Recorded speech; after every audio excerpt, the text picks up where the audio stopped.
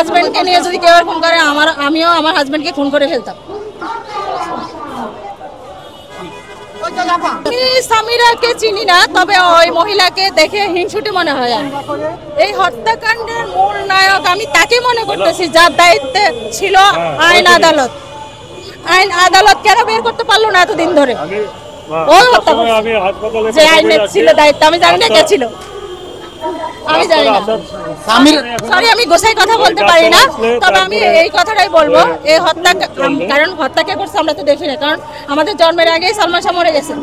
তো হত্যা কারা কে বা করছে জানি না। একবার শুনি সামিরা, একবার শুনি আজিজ মোহাম্মদ ভাই।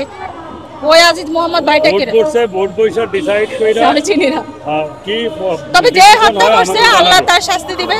আমি নামাজ পড়ি যেহেতু, আমি দোয়া করি যেন এতদিন যে বিচার হয় না এখন সে বিচার হবে। আমার মন বলতেছে বিচার হবে।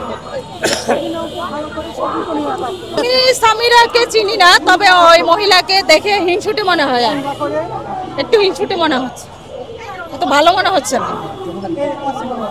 আর স্বাভাবিক ব্যাপার, আমার হাজবেন্ডকে নিয়ে যদি কেউ এরকম করে আমিও আমার হাজবেন্ডকে খুন করে ফেলতাম।